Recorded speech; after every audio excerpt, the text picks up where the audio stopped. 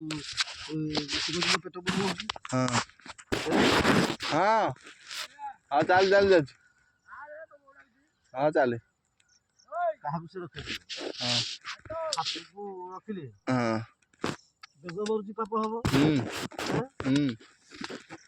ଯଦି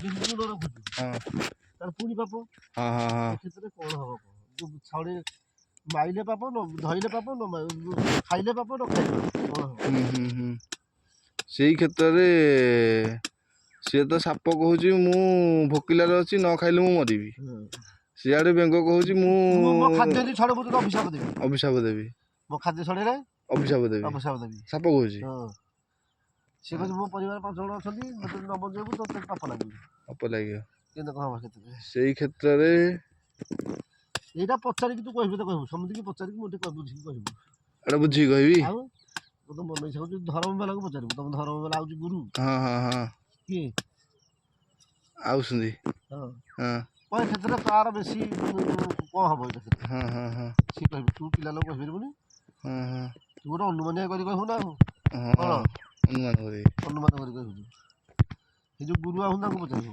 ଏ କ୍ଷେତ୍ରରେ କ'ଣ କରାଯିବ ହଁ ପ୍ରଶ୍ନଟା କ'ଣ ପ୍ରଥମେ ବେଙ୍ଗୁଟା ସାପକୁ ଧରିଛି ବେଙ୍ଗଟେ ସାପକୁ ଧରିଛି ସାପ ହଁ ବେଗ କହୁଛି ମତେ ବଞ୍ଚା ବେଙ୍ଗ କହୁଛି ମତେ ବଞ୍ଚା ହଁ ସାପ କହୁଛି ହଁ ବେଙ୍ଗ ଧରିଛୁ ମଣିଷ ସେପଟେ ଗୋଟେ ଯାଉଛି କ'ଣ ସାପକୁ ଦେଲେ ବେଙ୍ଗ ଧରିଛି ମଣିଷଟା ସେପଟେ ଯାଉଛି ତା କାନରେ ବାଡ଼ିଲେ ମତେ ରକ୍ଷା କର ବେଙ୍ଗ କହୁଛି ମତେ ରକ୍ଷା କର ଇଏ ଯେତେବେଳେ ଗଲା ତା ପାଖକୁ ରକ୍ଷା କରିବ ବୋଲି କି ସାପ ଗଲା ବର୍ତ୍ତମାନ ମୋ ପେଟ ପଡ଼ିଯାଉଛି ତୁ ତାକୁ ରକ୍ଷା କରିବୁ ମୁଁ ତତେ ଅଭିଶାପ ଦେବି ସେ ରକ୍ଷା କରିବାଟା ପୁଣ୍ୟ ହବ ନା ରକ୍ଷା ନ କରିବାଟା ପୁଣ୍ୟ ହବ ଓହୋ ଠିକ ଅଛି ବୁଝିଲୁ କ'ଣ କହିଲି ହଁ ହଁ ହଁ ଏଇ କ୍ଷେତ୍ରରେ କ'ଣ କରାଯିବ ଏଇ କ୍ଷେତ୍ରରେ କ'ଣ କରାଯିବ ମୁଁ ବୁଝିକି କହିବି ତମଠୁ ଯୋଉ ଯାଠୁ ଯୋଉ ଗୁରୁଙ୍କଠୁ ବୁଝିକି କହିବି ଆଉ ହଁ ହଁ ହଁ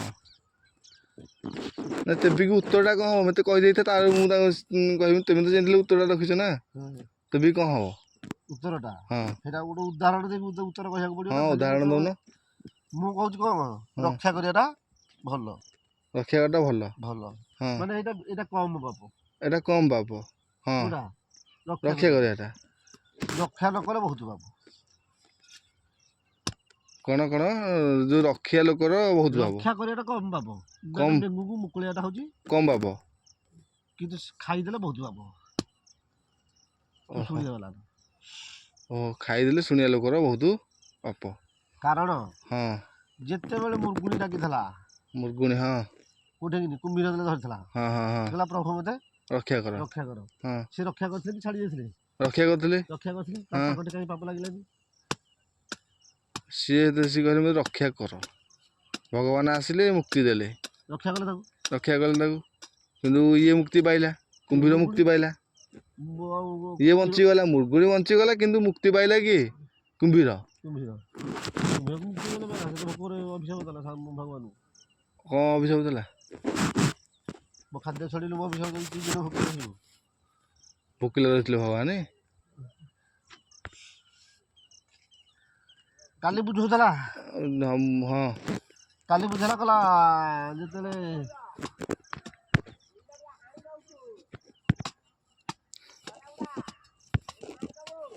କ'ଣ ବୁଝେଇଲା କହିଲା ଜଗନ୍ନାଥଙ୍କର କାହିଁକି ହାତ ନାହିଁ ଆଉ ତୁ 18 ନଳା ଦେଖିଛୁ 18 ନଳା ପୁରୀ ଯାଏ 18 ନଳା ପୁରୀରେ 18 ନଳା ଦେଖିଛୁ ନା ଦେଖିନି ହେରା ହଉଛି 19ଟା ନଳା 19ଟା ନଳା କହୁନ୍ତି ସମସ୍ତେ 18 ନଳା ହଁ କେତେ କହୁନ୍ତି 18 ନଳା 18 ନଳା କହୁନ୍ତି କିନ୍ତୁ ସିଏ ହଁ 19 ନଳା 19 ନଳା ହଁ ଯେତେବେଳେ ବାଳିକି ମାଇଲେ ଭଗବାନ ବାଳିକି ହଁ କ'ଣ କହିଲେ ବାଳିକି ନୁଚିକି ମାଇଲେ ସେ କହିଲା ମତେ କାହିଁକି ନୁଚିକି ମାଇଲ ତମେ ହଁ ଯେ ରାବଣ ଯେଦିନ ତମ ମାଇପୁକୁ ନେଇଯାଇଛି ମତେ ତ କହିଥିଲେ ମୁଁ ରାବଣକୁ ଆଖି ତମେ ତ କାହିଁକି ନୁଚିକି ମାଇଲ ଯଦି ନୁଚିକି ମାଇଲ ଯୋଉ ହାତରେ ମାରିଛ ତମ ହାତ ରହିବନି ଓହୋ ଏଇଟା ବାଳି ଦେଲେ ଅଭିଶାପ ଦେଇଥିଲା ଭଗବାନ ଯୋଉ ପାପୁଲିରେ ସର ଭିଡ଼ିଛ ତମେ ତମକୁ ଅଭିଶାପ ଦଉଛି ତମର ପାପୁଲି ଆଉ ରହିବନି ଭଗବାନ କହିଲେ ଯାହା ଦେଇଛୁ ଠିକ ଯେ ଏ ଜନ୍ମରେ ହେଇପାରିବନି ତ କଳି ଯୁଗରେ ମୋର ହାତ ରହିବନି କ'ଣ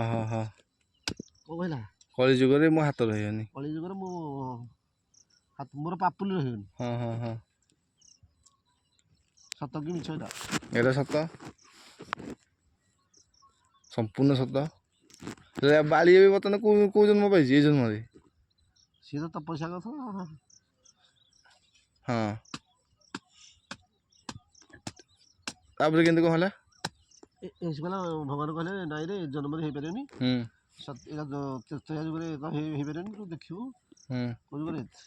କଳି ଯୁଗରେ ମୋ ହାତ ପାପୁଲି ନଥିବ, ଦେଖିବୁ। ହେଇଛି କି ହେଇନି? ହେଇଛି। ବିନା ଦୋଷରେ ଭାଗ ତାଠୁ ପଡ଼ିବ। ଆଉ ପଡ଼ିବନି? ମୁଁ ତ ଦୋଷ କଲି ତୁ ମୋତେ ମାଇଲୁ। ହଁ, ପଡ଼ିବନି ତ ପୁରା? ପଡ଼ିବ ପଡ଼ିବ।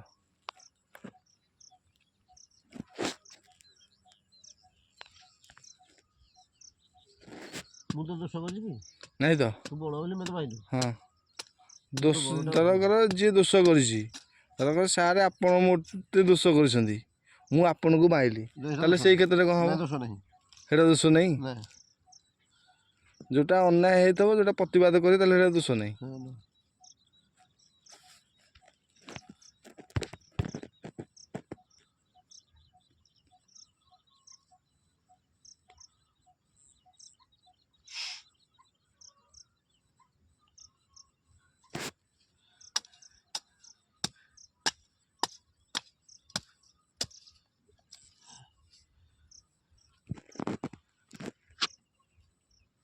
ରାମାୟଣରେ ସବୁଠୁ ଶକ୍ତିଶାଳୀ ହଉଛି ବାଳି। ବାଳି ବାଳି ଯେ ରାବଣ ଠାରୁ ଶକ୍ତିଶାଳୀ। ରାବଣକୁ ସେ ଧରି କାଖରେ ବୁଲୁଥିଲା। ନାଇଁ, କାଖରେ ବୁଲୁଥିଲା ତ। ସମସ୍ତଙ୍କର ଶକ୍ତିଶାଳୀ, ରାମଙ୍କଠୁ ବି ଶକ୍ତିଶାଳୀ ବାଳି ନା। ତାକୁ ନୁଚିକି ମାଇଲେ ବୋଲିକା ମାଇଲେ ବୋଲି ମାରିବ, ଆଉ ମୁହଁକୁ ମୁହଁ ପଇଲେ ମାରିପାରିବନି। ତମର 3 ଭାଗ ବଳ ସେ ନେଇଯିବ ତମକୁ। ନେଇଯିବ ନା, ପଛଆଡ଼େ ଯା ମାରିବ ମାନେ ସବୁ ତାକୁ ଭଗବାନ ଦେଇଥିଲେ ଆଶୀର୍ବାଦ। କହିଲେ ବର୍ତ୍ତମାନ ତୁ ଯାହାକୁ ମୁହଁକୁ ଚାହିଁବୁ ତାଠୁ ତା ବଳ ଯେତିକି, ତୋ ବଳ ତାଠୁ ଅଧ ବଳ ଆଣିକି ତୋ ଭିତରେ ମିଶିବ। ଏଟା ପାଇଥିଲା ବର। ତାକୁ କେହି ପାରନ୍ତିନି। ରାବଣକୁ ସେ କାଖରେ ଧରିକି ବୁଲୁଥିଲା ନା।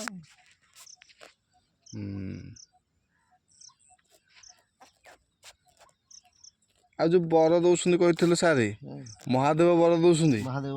ଆଉ କୋଉ ଭଗବାନ ଦଉନାହାନ୍ତି? ଶକ୍ତି ବରର ଶକ୍ତି କାଠରେ।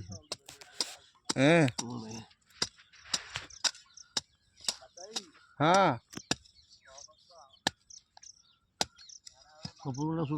ଶୁଣୁଛି। ଆରେ ଆ ଶୁଣିବୁ, ହାମ୍ପୁଲି ଶୁଣିବୁ ଭାଗବତ ଜ୍ଞାନ ଶୁଣିବୁ, ରାମାୟଣ ଜ୍ଞାନ ଶୁଣିବୁ। ଭାଇ ମୋର ଆରେ ମୋ ପୁଅ କା ଲାଗିଲେ